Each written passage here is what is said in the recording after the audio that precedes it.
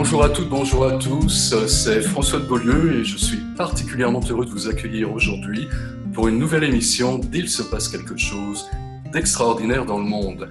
Une émission spéciale à nouveau car elle est filmée, coproduite donc avec les éditions Chez Nous pour l'Université populaire ouverte et permanente avec Mathieu Coste. Mathieu Coste que nous allons accueillir également car il est notre invité principal aujourd'hui et vous allez découvrir pourquoi dans quelques instants.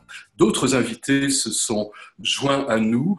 Timothy Duquesne, que nous avons déjà accueilli il y a plusieurs mois, l'auteur d'un ouvrage incontournable, L'avenir des pixels est entre nos mains, et également Laurent de Gaulle que nous avons également accueilli au début de l'année ou au printemps même, que nous allons accueillir à nouveau aujourd'hui pour un tout autre sujet.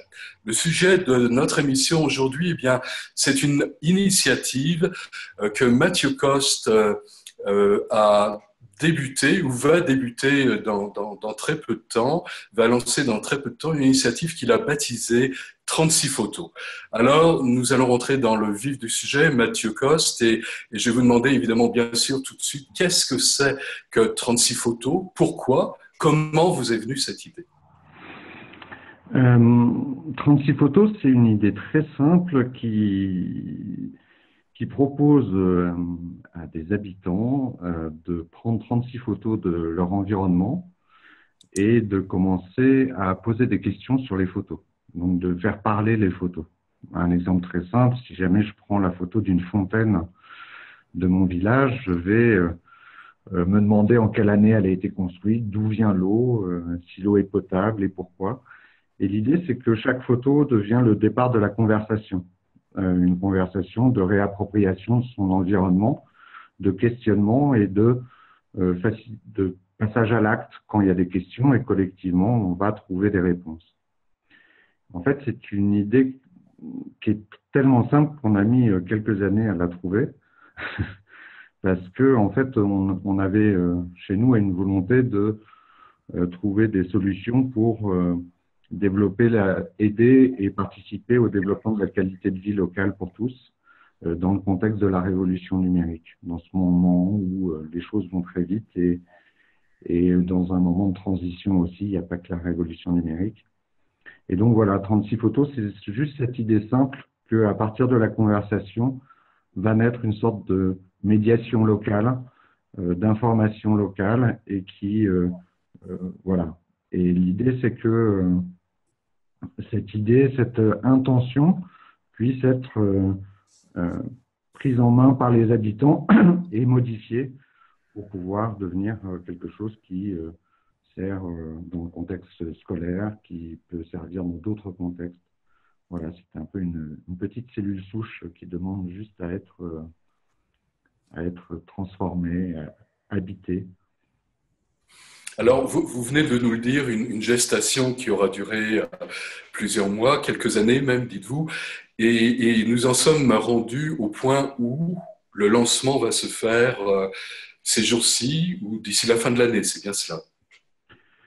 Oui, en fait, donc moi je suis en Auvergne, dans un petit village qui s'appelle Vichel, et en fait là on va lancer et incarner le lancement dans les deux villages à proximité, donc Vichel et Saint-Germain-Lembron. Et dans le même temps, on va rendre disponible le dispositif pour que d'autres lèvent la main et puissent être accompagnés pour le faire là où ils sont. Et que il y ait une sorte de partage de bonnes pratiques ou d'évolution du projet par les différents endroits où le dispositif va se déployer. Et donc, Excellent. on va commencer en fait, on va commencer par un événement puisqu'on est accueilli dans le café local du village de Saint-Germain-Lembron, dans le bar Le Paris, qui est vraiment le poumon local, qui est en train de faire des travaux. Et il y aura un mur, il sera le mur 36 photos, donc où les 36 premières photos, parce que c'est évidemment un chiffre qui n'est qu'un démarrage, ça ne doit pas s'arrêter à 36. Et donc, il y aura les photos qui deviendront aussi prétexte à la conversation dans le café, au recueil des souvenirs, a l'envie de converser, d'échanger, et pourquoi pas avec un petit dispositif technologique qui permettra de faire parler les photos et d'avoir accès à la discussion et aux projets qui pourraient être lancés à partir d'une simple photo. Alors, nous avions souhaité évidemment accueillir Adrien Sénès, qui est donc le propriétaire, l'exploitant du café le Paris à Vichel. J'ai pu comprendre donc que l'établissement est en travaux. Les travaux ont été un peu retardés, donc Adrien Sénès n'est pas parmi nous. Ce que j'aurais aimé lui demander, et Mathieu Cos, vous avez sans doute la réponse, c'est une démarche qui est quand même très nouvelle, innovante. Qu'est-ce que dans un village en Auvergne, le propriétaire du café local peut retirer, lui, donc, de cette initiative?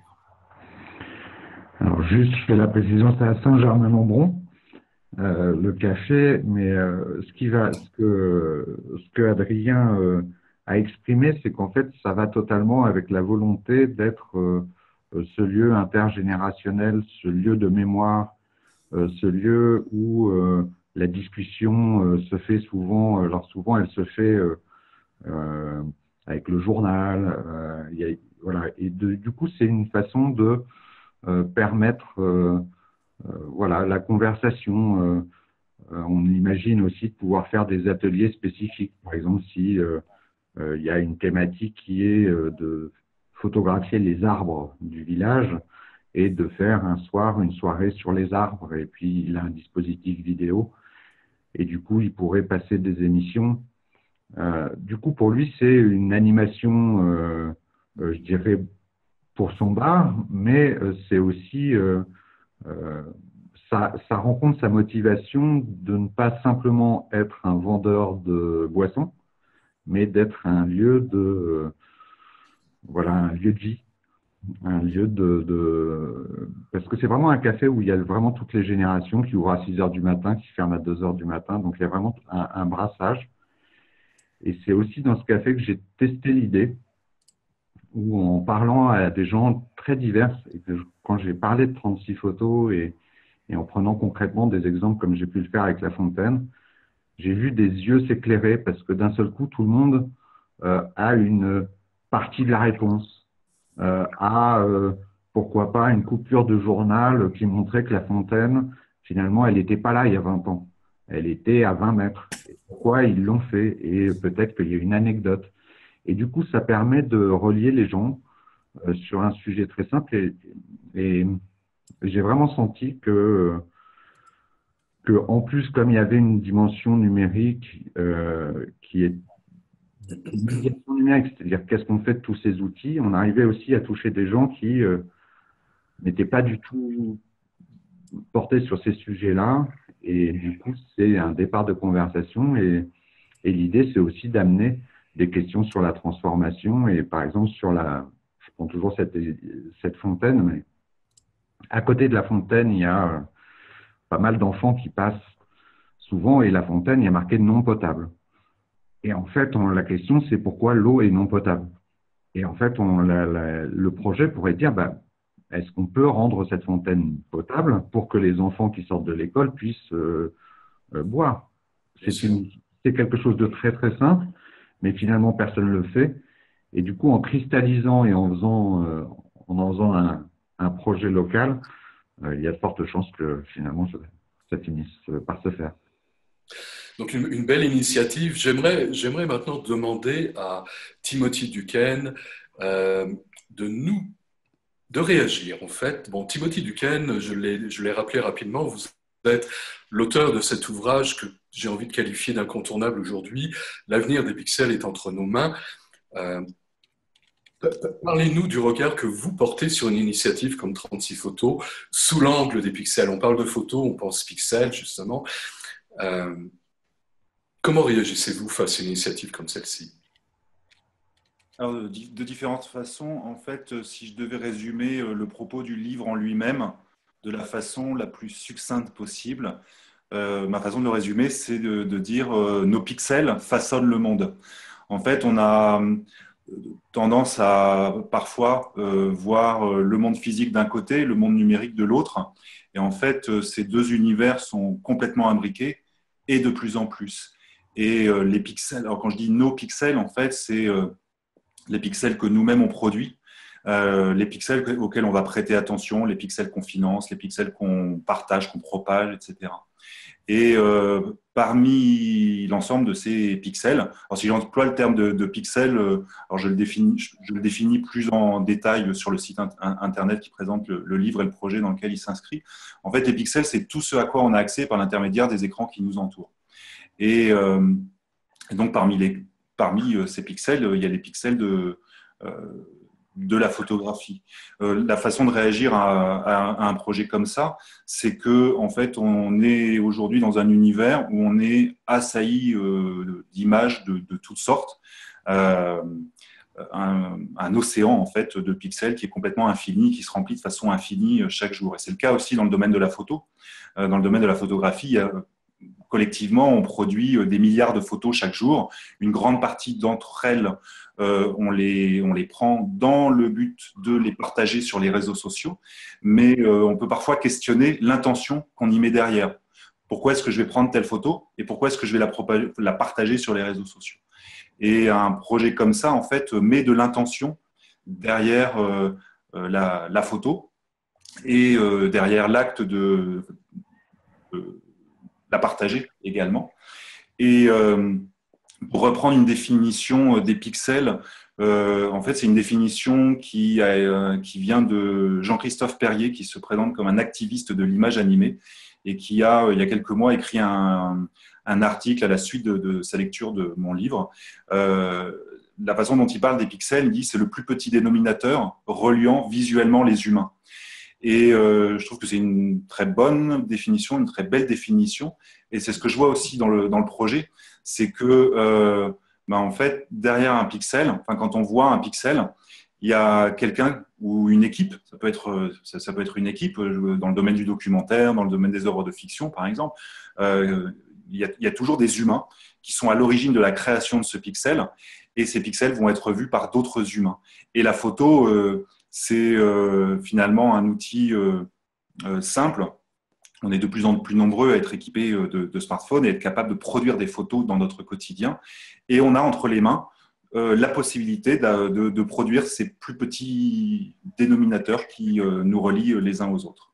Est-ce que vous auriez un conseil, parce qu'on parle du digital, du numérique, on parle des réseaux sociaux, est-ce que vous auriez un conseil à partager avec Mathieu Coste pour ce projet, quant à sa diffusion, quant à sa visibilité?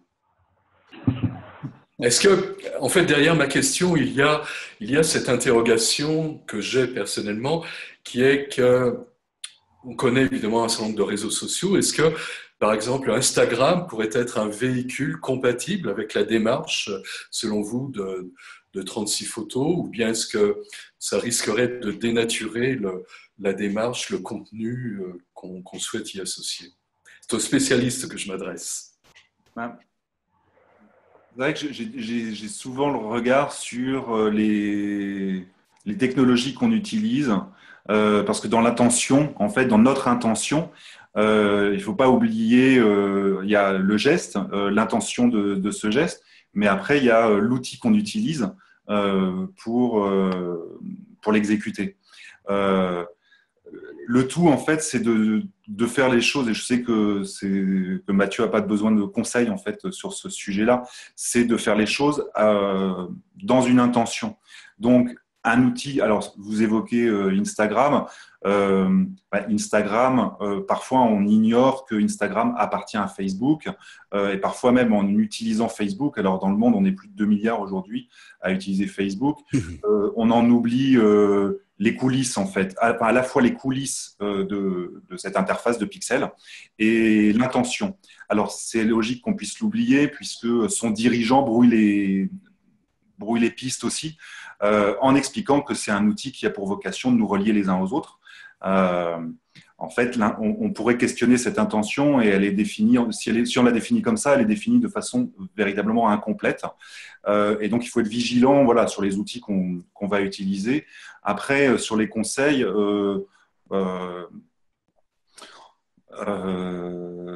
c'est difficile de se mettre en position de donner des conseils plus voilà, d'accompagnateur bienveillant. Et en fait, la démarche, ce serait celle là, vous évoquez peut-être une question autour du marketing d'un projet comme ça. Je suis assez favorable à un marketing lent, à un marketing déjà respectueux des gens à qui on s'adresse, un marketing éthique. Et en fait, cette lenteur, le paradoxe, c'est que j'ai la conviction qu'un projet comme ça, en s'inscrivant dans une démarche d'un marketing lent, par la simplicité en fait de la démarche, peut se propager à grande vitesse de façon assez naturelle sans qu'il y ait besoin de rendre les choses artificielles et d'avoir un marketing artificiel qui pousse la démarche. Je comprends et je vous remercie. Il est vrai que quand on pense photo, on pense effectivement à un langage qui déborde des frontières, un langage quasi universel. Et je crois que c'est l'un des points forts que personnellement j'ai trouvé, qui résonne particulièrement en moi, que j'ai trouvé dans l'initiative de chez nous, dans votre initiative, Mathieu Coste, c'est qu'en fait, vous proposez d'utiliser un médium, un support qui effectivement n'est pas dépendant de la compréhension et qui peut être partagé au-delà de la langue. Et ça, pour moi, c'est quelque chose de précieux. Alors, j'aimerais maintenant me tourner vers Laurent de Gaulle. Laurent de Gaulle, comme je l'ai dit très rapidement tout à l'heure, je vous ai proposé de nous rejoindre aujourd'hui pour deux raisons. La première raison, et c'est à ce titre-là que je vais vous demander de réagir, si vous voulez bien, face donc à l'initiative de 36 photos, l'initiative de Mathieu Coste et des éditions Chez Nous, c'est que vous êtes tout d'abord un élu local, un élu dans un charmant village en France, près de l'Isle-Adam, qui s'appelle Valmondois. Et donc, à ce titre-là, j'aimerais que vous réagissiez, que vous nous disiez comment vous recevez, comment vous percevez l'initiative donc, des 36 photos. Ah, c'est une initiative que je trouve absolument formidable parce que elle rejoint à la fois quelque chose qui est maintenant très répandu comme disait tout à l'heure Timothy, c'est-à-dire l'usage de la photographie qui est devenu absolument universel, et puis le besoin de communiquer du réel, le besoin de partager des émotions, de se réancrer dans son environnement proche, dans son histoire, voilà, dans la beauté de ce qui nous entoure, et puis de tisser des nouveaux liens intergénérationnels. Et là, je trouve qu'il y a tout. Ça réunit à la fois le besoin de partage, donc le besoin aussi de peut-être de se construire, de se reconstruire, de s'aimer tout simplement. Le besoin aussi de voir de la beauté autour de soi, dans un environnement qui est de plus en plus abîmé en fait par non seulement la pollution, mais aussi beaucoup de violence, voilà, beaucoup de phénomènes sociaux douloureux. Et puis de comprendre l'universalité de ce qui nous rassemble en fait.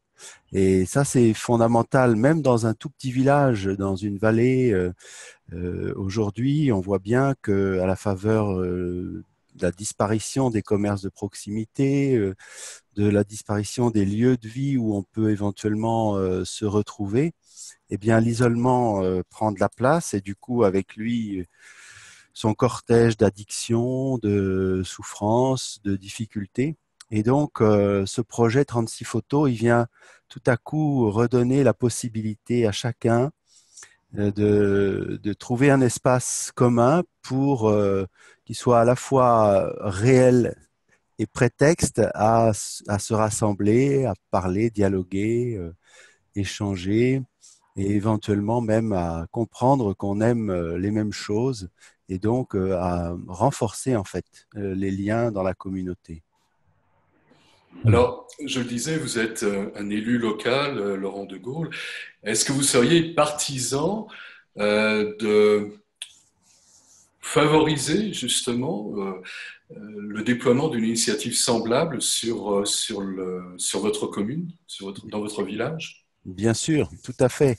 Et j'envisage très sérieusement de mettre ça rapidement en place parce que je pense que c'est essentiel. Je vois très très bien comment en fait les liens se distendent et les malheurs s'accentuent en fait alors qu'on aurait envie d'autre chose. Même si dans notre commune, comme on a une expression, je dirais, publique qui est depuis longtemps en faveur d'une bonne communication, d'un mieux vivre, d'un bien vivre dans le village. On a quand même évité pas mal d'écueils contemporains, mais malgré ça, je pense que c'est très important de faire ce lien entre l'histoire, la poésie des lieux et puis la vie des gens. Et ça, c'est fondamental. Écoutez, tout ça semble bien prometteur. J'évoquais une deuxième raison pour laquelle nous vous avons invité, Laurent de Gaulle, aujourd'hui. Vous êtes également un photographe. Oui. Et maintenant, c'est l'œil du photographe que je sollicite. Qu'est-ce que l'œil du photographe ressent quand on lui parle d'une initiative de cette nature-là? Comment est-ce qu'il réagit? Comment va-t-il lui-même s'impliquer? Ah, mais c'est justement un défi supplémentaire, je trouve, parce que ce qui est magnifique, c'est que tout le monde est sur la même ligne de départ et tout le monde part avec des instruments comparables. Donc, on sait qu'en bout de course, il va falloir être plus inventif, plus ingénieux, plus soi-même aussi, et du coup partager vraiment quelque chose qui vient du fond de soi et qui du coup va contribuer davantage. En fait, c'est ça qui est magnifique, c'est que on est amené en fait à solliciter ce qu'il y a au fond de soi pour porter son œil sur des réalités communes, mais avec la singularité qu'on y met. Et je peux pas m'empêcher de penser à Paul Valéry qui a écrit ces phrases magnifiques sur le palais de Chaillot à Paris, donc le musée de l'homme, qui parle qui dit tout homme crée sans le savoir comme il respire, mais l'artiste se sent créer, son acte engage tout son être, sa peine bien-aimée le fortifie. Il dépend de celui qui passe que je sois tombe ou trésor, que je parle ou me taise, ceci ne tient qu'à toi. Ami, n'entre pas sans désir. Eh bien, ce qui est magnifique dans 36 photos, c'est qu'en tant que photographe, je sens monter en moi ce désir de partage de quelque chose qui va ne ressembler qu'à ce projet, puisque c'est ce projet qui amène tout le monde à porter un regard différent sur son village, son environnement, sur ceux qui l'entourent. Et ça, c'est magnifique. Merci. Merci infiniment. Eh bien, Mathieu Coste, ne serait-ce qu'aujourd'hui, je crois que vous avez rallié à votre cause, à cette belle initiative, deux hommes. Et je devrais même m'inclure parce que je crois que même si je suis sur le vieux continent actuellement et encore pour quelques semaines, dès mon retour à Montréal, je serais heureux d'être l'un des ambassadeurs de 36 photos. Alors, Montréal, eh bien, j'avais prévu effectivement d'avoir parmi nous deux invités québécois et qui, malheureusement, pour des raisons d'agenda, n'ont pas pu nous rejoindre. Alors, ce n'est que partie remise. Ils ont néanmoins, à travers des messages très chaleureux, soutenu votre initiative et je suis convaincu que dès mon retour là-bas, il y aura de nombreux échanges. Ils vont bien sûr écouter cette émission avec intérêt, avec beaucoup d'attention. Et il y aura sans doute de l'autre côté de l'Atlantique aussi, de nouveaux ambassadeurs pour cette belle initiative. Alors, je vous remercie tous les trois d'avoir été parmi nous aujourd'hui. Et puis, que dire? Eh bien, avant de nous quitter, que dire? Eh bien, je crois que nous sommes en cette fin d'année à un moment peut-être stratégique pour non seulement parler de cette initiative, mais pour la lancer. Je crois que c'est une très, très, très bonne idée, Mathieu Coste, de le faire à cette époque de l'année.